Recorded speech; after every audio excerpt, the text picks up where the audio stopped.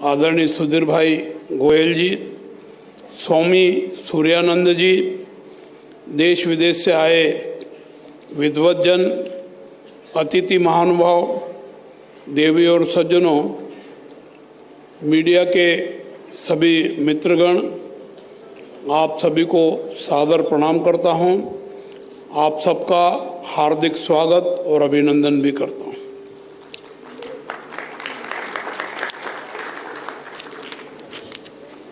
प्रसन्नता का विषय है कि पौराणिक एवं ऐतिहासिक भगवान महाकाल की नगरी और योगेश्वर भगवान श्री कृष्ण की शिक्षा स्थली अवंतिका नगरी उज्जैन में 20 से अधिक देशों से विद्वान इस प्रोग्राम में सम्मिलित हुए।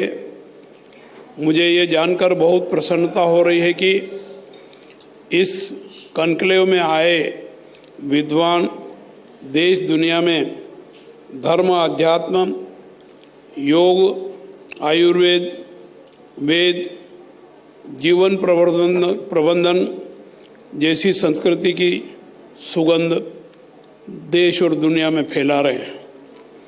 मुझे ये बात अच्छी लगी, हर्ष हो रहा है कि विदेशों से आए हुए विद्वान अतिथि अपने अपने देशों से नदियों का जल लेकर आए हैं और इस जल से भगवान महाकाल का जल अभिषेक किया और इस जलाभिषेक के साथ कुछ पवित्र जल को भगवान महाकाल के जेल प्रसाद के साथ मोक्षदायिनी क्षिप्रा के जल में प्रवाहित करके दुनिया को वसुदेव कुटुंबकम, एक पृथ्वी, एक परिवार, एक भविष्य का संदेश दिया है।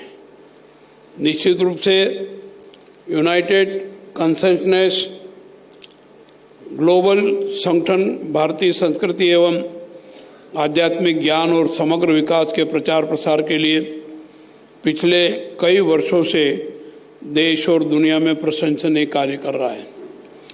मैं आपके इस कार्य की सराहना करता हूं और जिस विषय पर आज कॉन्क्लेव हो रही, संगोष्ठी हो रही है, उसकी महती आवश्यकता है, इस बात को समझ करके आपने ये आयोजन किया है। मुझे तोमर साहब ने बताया कि इस जल को वो अयोध्या भी ले जाने वाले हैं और भगवान राम और गंगा नदी में समर्पित करेंगे। इसके साथ ही पूर्व के सर्वोत्तम को पश्चिम के सर्वोत्तम के साथ संयोजित करने, आधुनिक वैज्ञानिक अनुसंधान के माध्यम से योग और आध्यात्मिक विद्या के छिपे हुए आयामों का पता लगाने और अपनाने के मिशन के साथ आप काम कर रहे हैं। हमारी संस्कृति और संस्कारों में योग प्राचीन समय से समाहित है। हमारे ग्रंथों में योग के महत्व का उल्लेख है, जो आज भी पूरे विश्व का हिस्सा है। इस कारण भारत को योग गुरु भी कहा जाता है।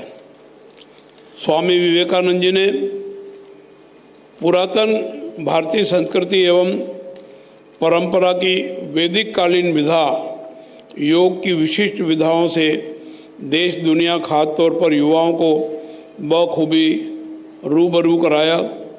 उत्तिष्ठ भारत का संदेश लेकर जब वह हिमालयी पदयात्रा पर उत्तराखंड की वादियों में पहुँचे तो ध्यान के साथ योग को महत्व दिया। आधुनिक काल में स्वामी विवेकानंद जी ने शिकागो की धर्म संसद में योग की विशेषताओं का उल्लेखित किया और पूरे विश्व को योग से परिचित कराया। 27 सितंबर 2014 को भारत के प्रधानमंत्री आदरणीय नरेंद्र मोदी जी ने संयुक्त राष्ट्र महासभा में दुनिया के तमाम देशों से योग को अपनाने का आह्वान किया और प्रस्ताव रखा कि प्रतिवर्ष योग दिवस मनाया जाए। इनके इस प्रस्ताव का 170 कंट्रीज ने समर्थन किया और संयुक्त राष्ट्र महासभा के द्वारा इस प्रस्ताव के पास होने के बाद 3 महीने में ही प्रस्ताव को पारित कर उसे लागू कर दिया। आज सारे देश में और दुनिया के कई देशों में 21 जून को अंतर्राष्ट्रीय योग दिवस मनाया जाता है। भारत की पावन धरा से निकला योग वसुधैव कुटुंबकम की भावना को बढ़ावा देने के साथ साथ मानवता के लिए वरदान बनकर के लोगों को जोड़ने का कार्य कर रहा है। यह जानकर प्रसन्नता होती है कि यूनाइटेड कॉन्शसनेस ने भारत के प्रधानमंत्री श्री नरेंद्र मोदी जी की सोच एवं G20 के विचारों को इस कार्यक्रम के माध्यम से साकार करने का प्रयास किया और G20 की सफलता आप सबके सामने है। उसके कारण भारत का दुनिया के देशों में मान सम्मान बढ़ा है। भारत की संस्कृति हमेशा से एकम सत विप्रा बहुधा वदंती के सिद्धांत को पालन करती रही है, अर्थात सत्य तो एक ही है, पर मनुष्यों ने, विचारकों ने अलग अलग समय में उसको अलग अलग नज़रिए से देखा है। समानता आध्यात्मिक लोकतंत्र की आत्मा है। भारत के दार्शनिक संतों, मुनियों और महापुरुषों ने इसके महत्व को पहचाना है और आगे बढ़ाया है। मुझे जानकारी मिली है कि यूनाइटेड कॉन्शसनेस ग्लोबल कॉन्क्लेव 2023 की थीम आध्यात्मिकता, समग्र जीवन और लोकतंत्र रखी है, जिस पर आपने 3 दिन तक विचार विमर्श किया है और मैं सोचता हूँ कुछ अच्छे निष्कर्ष निकले होंगे जो भविष्य में हम सब के लिए लाभदायी होंगे। आज जब दुनिया का कुछ वर्ग मानवता के अवसाद के वीर से जुड़ा रहा है तो इसके लिए काम करना समय की मांग भी है और हम सब के लिए बड़ी चुनौती भी है। इस चुनौती को स्वीकार करते हुए यूनाइटेड कॉन्शसनेस ग्लोबल भारत ने देश दुनिया को होलिस्टिक वेलबींग, भारत ने देश दुनिया को शिक्षा देने का महत्वपूर्ण कदम उठाया है और ऑफलाइन और ऑनलाइन के माध्यम से पूरे विश्व को इस कार्यक्रम से जुड़ने के लिए आमंत्रित किया है। आपका यह कार्य अद्भुत और प्रशंसनीय है। मैं आपके इस काम की सराहना करता हूं। आप सबको बधाई देता हूं। मैं इस बात की भी प्रशंसा करता हूं कि आपने इस कार्यक्रम में होलिस्टिक वेलबींग के सभी पहलुओं को समाहित किया है और सामाजिक वेलबींग, आध्यात्मिक वेलबींग, व्यवहारिक और व्यावसायिक वेलबींग पर सार्थक चर्चाएं की है। जब हम व्यक्तिगत रूप से वेलबींग की दिशा में बढ़ते हैं तो हमारे समाज की प्रगति के साथ साथ देश और दुनिया की प्रगति भी होती है। आपके द्वारा स्पिरिचुअल डेमोक्रेसी जैसे विषय पर भी सार्थक चर्चा की गई है। आज दुनिया को यह बताने की आवश्यकता है कि सभी पंथ, सभी धर्म एक दूसरे का सम्मान करें और जैसा कि हमारे भारत के संविधान में उल्लेख है कि हम सदैव सभी पंथों का समान आदर करते रहें, उसी प्रकार से दुनिया को भी इस परम पंथ की ओर आगे बढ़ने की आवश्यकता है। स्वामी विवेकानंद जी ने 1893 में आयोजित विश्व धर्म संसद में कहा था, हम सहिष्णुता से परे जाकर ईश्वरीय वंदना करते हैं, करने के जितने भी माध्यम हैं उसको स्वीकार करते हैं। हिंदुत्व का सार आध्यात्मिक लोकतंत्र है। ध्यान योग और सुदर्शन क्रिया द्वारा हम चेतना की गहराई से गहरी परत को भी शुद्ध कर सकते हैं। जब हम अंदर से खिलते हैं और पूर्ण शक्तिशाली और समग्र बनते हैं, वरना छोटी छोटी बातें व घटनाएं हमें जीवन में विचलित कर देती है।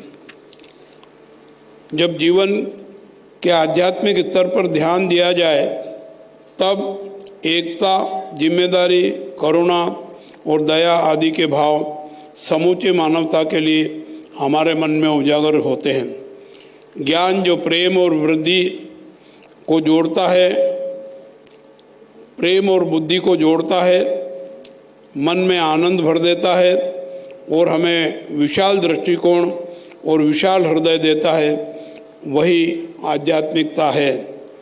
भारत देश धर्म और अध्यात्म की भूमि है और उस भूमि से पूरे विश्व को एकात्मता का संदेश दिया जा सकता है और दिया जा रहा है। उज्जैन में आयोजित यह संयुक्त चेतना सम्मेलन पूरे विश्व को मार्ग दिखाएगा और विश्व को जोड़ने का कार्य करेगा। अध्यात्म के मार्ग पर चलकर भारत के साथ पूरे विश्व के लोग अपने जीवन में नई चेतना का संचार कर सकते हैं और मानसिक शांति की उच्चतम व्यवस्था को प्राप्त कर सकते हैं। भारत देश महान परंपरा, धर्म, अध्यात्म और संस्कृति, साधना और भक्ति का केंद्र है। आध्यात्मिक क्षेत्र में भारत ने सदा ही विश्व का मार्गदर्शन किया है। हमारी संस्कृति सर्वधर्म समभाव एवं वसुदेव कुटुंबकम और सर्वे भवन्तु सुखिनः सर्वे सन्तु निरामया अर्थात सब सुखी हो, सब निरोगी हो की भावना से प्रेरित है और कल्याण एवं परोपकार की सोच है। सदैव विश्व बंधुत्व और विश्व शांति तथा समता और समरसता की प्रेरणा देती है।